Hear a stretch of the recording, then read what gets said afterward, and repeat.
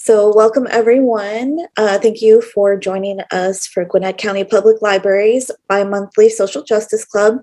My name is Linda Huang, and I'm a librarian at the Five Forks branch. Just so everyone is aware, this meeting is being recorded and will be available for viewing on our YouTube page in about a month or so. Today, we will be discussing missing and murdered Indigenous women and girls by discussing Melanie Eversley's Guardian article called "When Women of Color Disappear, Who Says Their Names?" Eversley is an award-winning New York City-based journalist with long-term expertise in national breaking news, multimedia, civil rights, and social justice reporting. My tech partner, Manor, will be linking the article, which I think she already did, as well as the discussion questions in the chat. And as librarians, we are information specialists here simply to bring you information, not persuade you of anything. Please be respectful of others. And in addition, I want to welcome all perspectives and would like everyone to contribute if they are comfortable doing so. We may have some uncomfortable silences, but I would like to give everyone an opportunity to share their thoughts freely, and I will do my best to keep my own contributions to a minimum. So let's get started. So hopefully you were all able to read the article, and if not, you may have already heard about the missing and murdered Indigenous women and girls human rights crisis. I just wanted to, put it out there. Have you heard about this phenomenon? Where you heard about it? And what are your general thoughts? So Stephanie said that she has heard of it and she did feel like she learned new things. I heard about it from the movie Wind River, which I know was a bit controversial. Some in the Indigenous community loved it, others hated it, but that's where I heard about it before. I haven't seen that movie. Would you be able to give us like a little bit of a synopsis on it? Oh my gosh, it's a brutal movie. So does everyone know who Jeremy Renner is? Okay, so he plays a rancher, a white rancher who has married into whatever local community it is that lives out in Wyoming on that reservation. I think the young woman in question is related to him, but she is missing. And they eventually find that she's gotten murdered. And it just revolves around the case of that and how it affects this rancher and his family and his friends and family members in the community. And the reason I feel the need to warn you about it is because it does have a flashback to her being raped. And they don't show you everything, but they show you enough for it to be a really uncomfortable movie. But it does stand out as a pretty respectful portrayal of Indians living on a reservation. And it did, if nothing else, draw the attention to an issue I had certainly not heard about before. Thank you for sharing, Stephanie. I'll definitely have to watch that. It was on Netflix a while ago. I don't know if it's still there. Okay, yeah, I'll check that out. Thank you very much for sharing that. Anyone else like to share some general thoughts before we move on? So I feel like I've heard more about this issue in Canada, where I believe they have a day for missing Indigenous or First Nations women, and they hang red dresses. I think they hang them in trees. I'm not entirely sure, but it seems like maybe this is perception because of media coverage, that Canada has somewhat more visual, or the government is more involved or more accepting of the issue. I know that recently it's a little bit different, but with the schools and the Catholic Church, and so that brings the whole issue back to the forefront. So I think I have more perspective from Canadian First Nations with this issue. Yeah, I agree, Valerie. I think a lot of what we hear in the media as far as missing and murdered Indigenous women does seem to come out of Canada. There seems to be more of an acknowledgement of it there, even though it's happening here in our own country. I think there is some more awareness about it.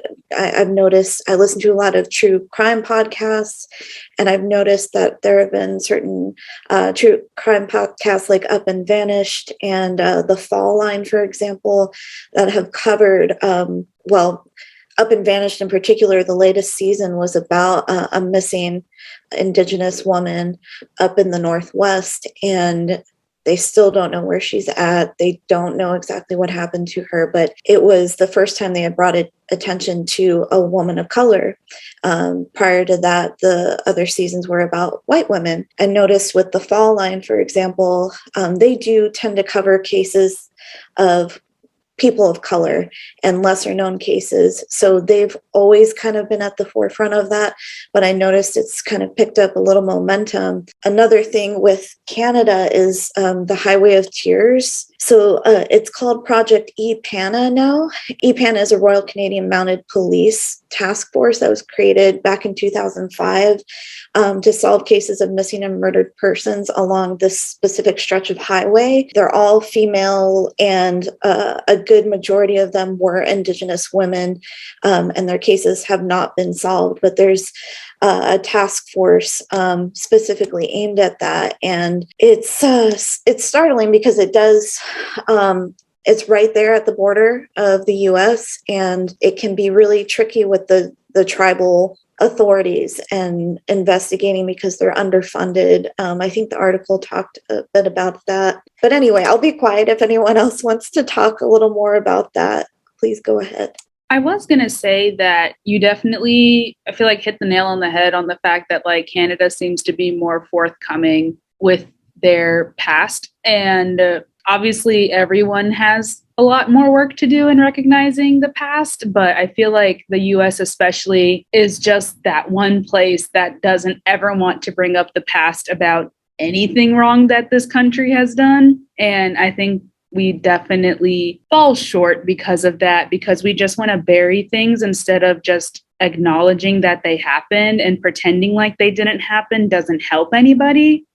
And I feel like if we would acknowledge it and actually do things to, make strides in those areas, then we would be way better off than we are, instead of like only hearing more about certain things from certain places, even though they're happening in our own backyard. You know what I mean? Well, it's kind of like earlier when we were talking about that book, the Dead Feminist book, and I was talking about Annie Oakley, and I said, well, it's the West. I'm not really interested. I'm a big history person. I'm not really interested in the history of the West because of the whole Manifest Destiny thing. And so it turned it, I'm, cutting myself off from learning about that history because I recognize it, that it's there, but it's not something that I personally want to get into because I don't support that, the actions of our government at that time, but I'm still putting blinders on myself by doing that. Yeah, I think we definitely have to acknowledge what's going on in our own country. I think a lot of the time we tend to judge other countries for how they're handling situations, but we really could, look internally and try to improve, not try to ignore the past. I think, like Nora was saying, we do try to ignore the bad parts of our history, and in doing so, we often forget just how horrible we've treated one another. And unfortunately, history continues to repeat itself. So missing white woman syndrome, this is a big concept in the article.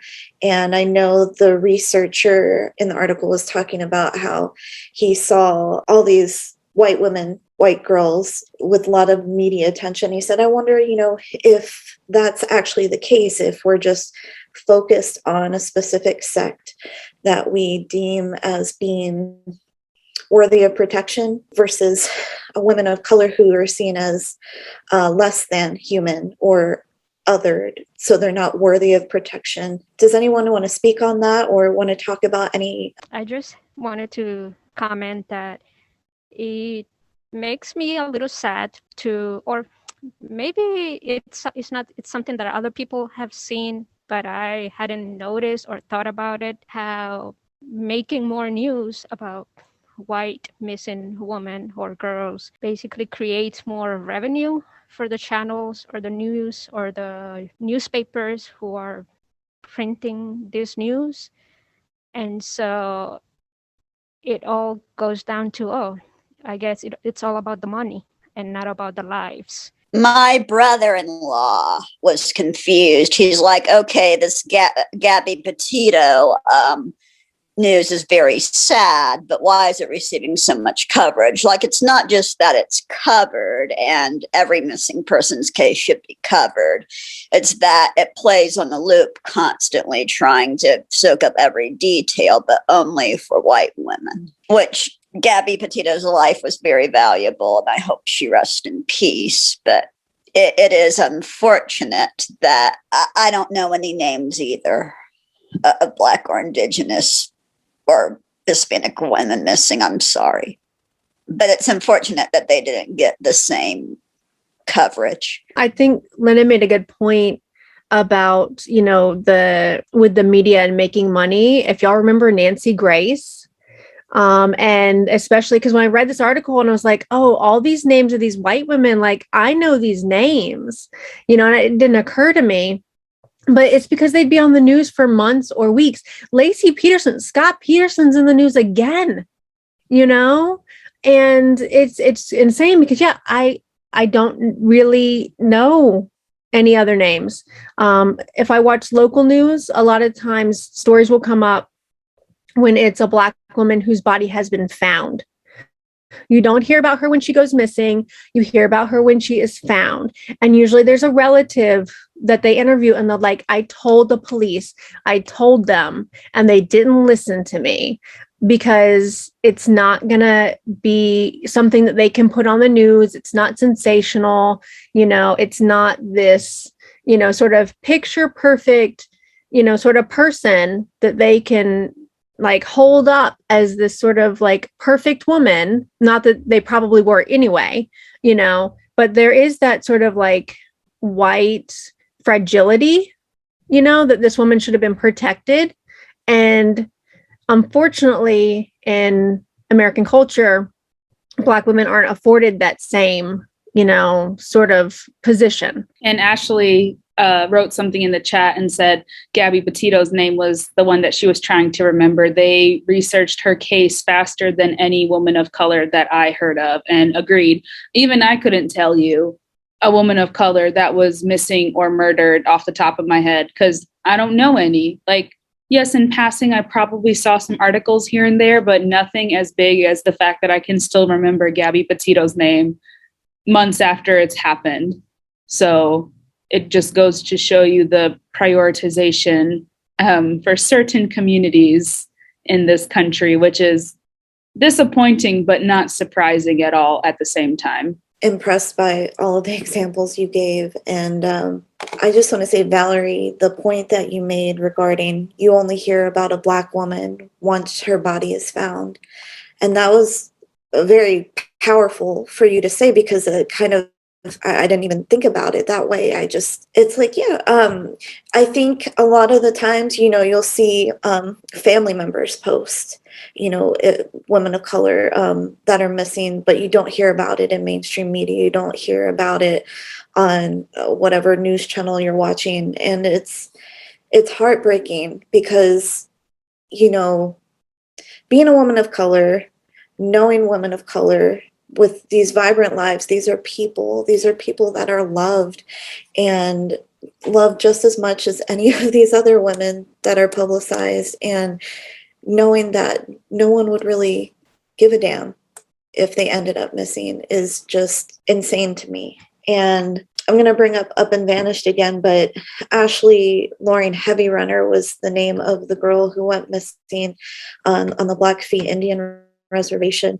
And she ran with a tough crowd, but that tends to be the case on reservations where the culture is they're very poor, they're down and out because they're not afforded the same luxuries, that we have outside of the reservation. They don't have the money, they don't have the resources to keep going. And so they usually turn to drugs and other sort of things, other vices. And unfortunately, that's how they're portrayed. And that seems to lessen their value in the eyes of others. And it's very unfortunate. It's like women of color get dehumanized. And even people of color, it doesn't have to be just women, just people of color in general end up getting dehumanized. And somehow that correlates to us not getting news coverage when one of our own goes missing versus someone who's white.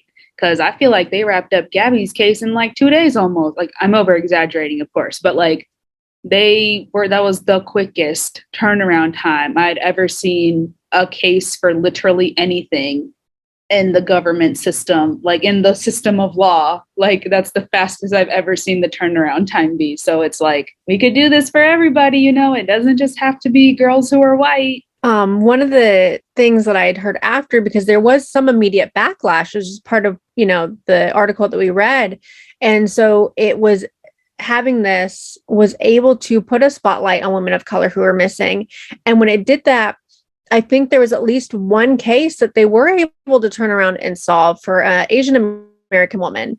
And because of the heightened media attention on the issue, they put more resources in.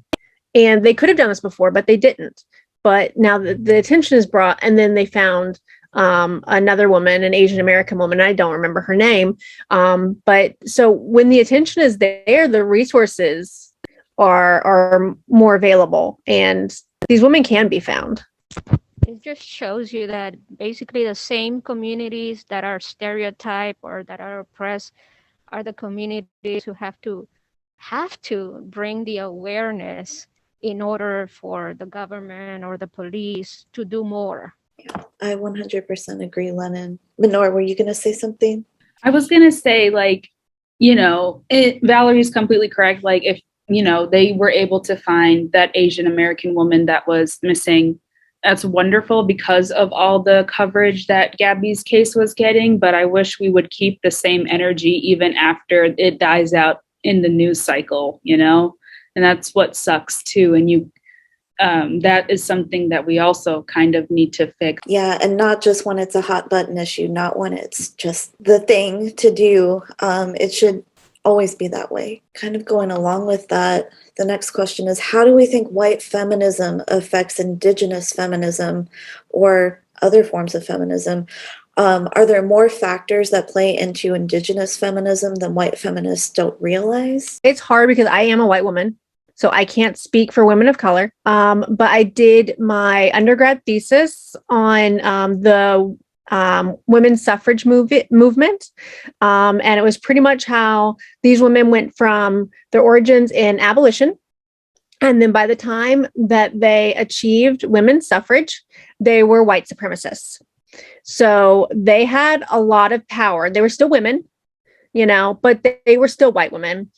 But they ended up leveraging their whiteness to get what they wanted and left Black women behind, So there's definitely a lot of issues with white women leaving women of color out, not wanting, it's too difficult. And you know what? If I can get it for myself, I'm just going to look out for myself and my people and, just take the easy way.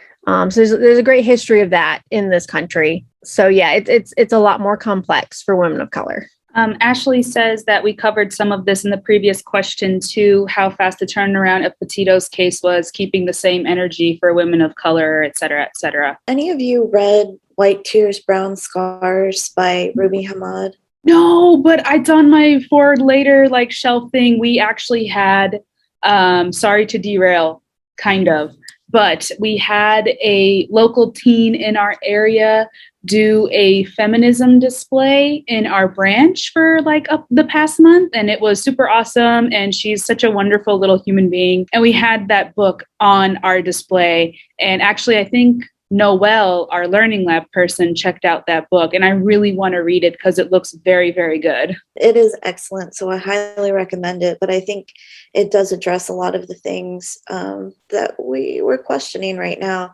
And obviously the title explains it all. White Tears, Brown Scars. Valerie, I think you were talking about white fragility, and I think that plays a lot into it. Black women in particular. I think that's what's covered a lot, in addition to women of West Asia, as you would say. It's very complex, the intersection there of race and sex, because, obviously women have been oppressed for a very long time. But women of color, there is another layer to that. I think, I don't know the best way to put it, but white women are seen as kind of the default to feminism. They're just, this is the overarching theme. This is how we should be looking at it. But it's like you were saying, it's more complex than that. It's more nuanced than that. There's a lot more to be considered. Even class needs to be considered in that, because that's a huge part of it as well. And I'll move on to the next question because it ties in to that last thing we were talking about. So Manor had found an article, I believe this was your article, right? Called "Stop Assuming This About Missing People of Color. You would never know that Black and brown people account for 40% of all missing person cases. We find several consistent stereotypes stigmatizing and dehumanizing missing persons of color, which ultimately impact the resources and support they receive." So let's talk about the stereotypes and the real world effects they have on the safety of people of color. And this is including Black, brown, trans, non-binary, everyone. So let's get into it.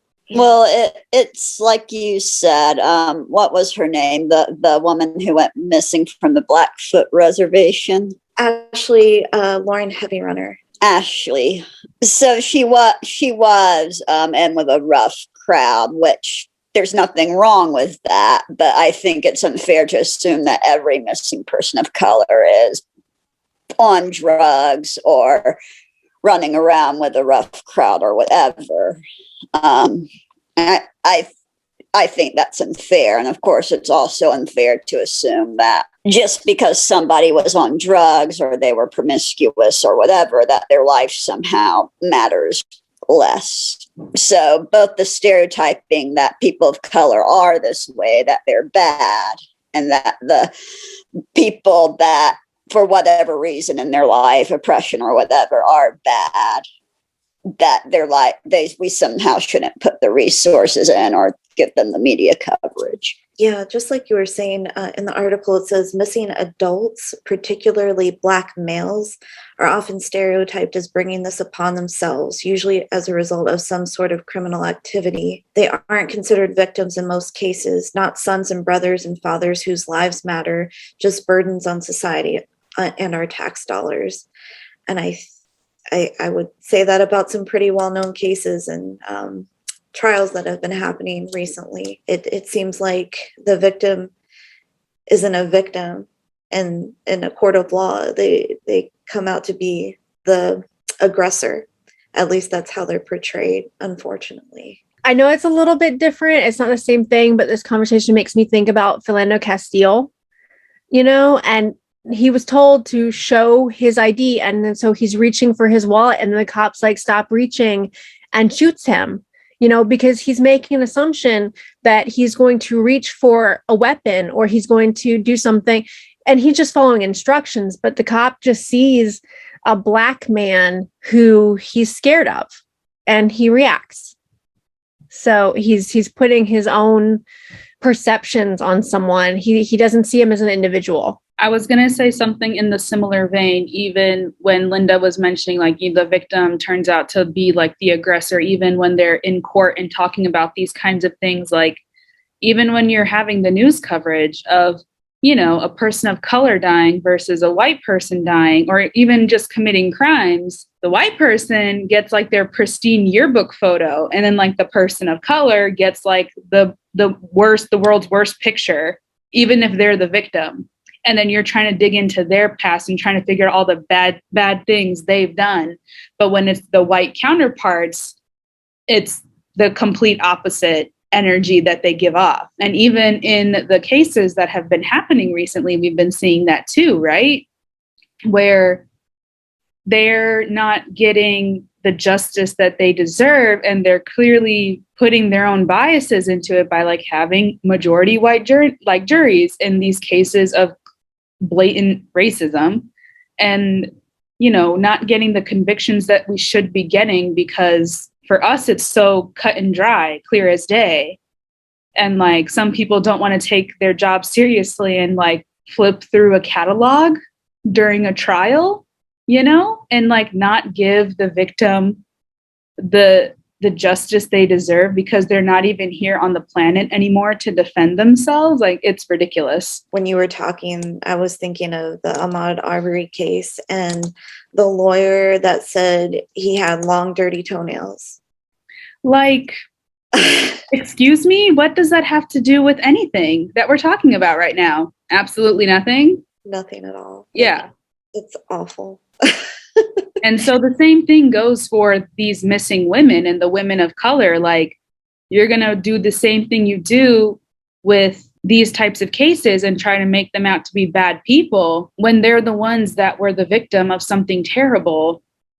And you're not going to give them the justice and the recognition that they deserve. It doesn't matter if they did something wrong. It doesn't matter if they committed crimes in the past. They're still a missing person or they're a murdered person. And like, you don't see someone's humanity.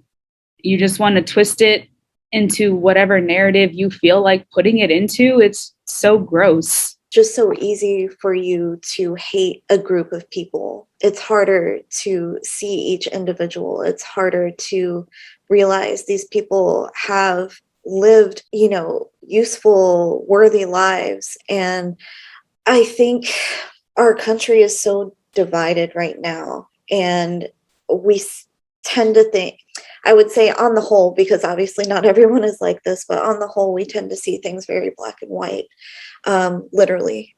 And it's it's really a detriment to our country. We're such a vast country with so many different cultures, so many different ways of living. It's going to be hard to bring us together. It is in times of great tragedy that we do come together, but it's unfortunate it has to come to that before we can, move forward. But I don't see that happening anytime soon. I don't see us coming together. I think we can try to open our hearts to everyone and try to be a little more forgiving and give more grace. But that being said, we do have to look out for our loved ones and protect ourselves because there's a lot of hateful, violent things going on. So, well, thank you all again. I really appreciate you joining us. If you did enjoy today's discussion, we will be having our next one on February 17th, which is again on a Thursday at 6:30 p.m.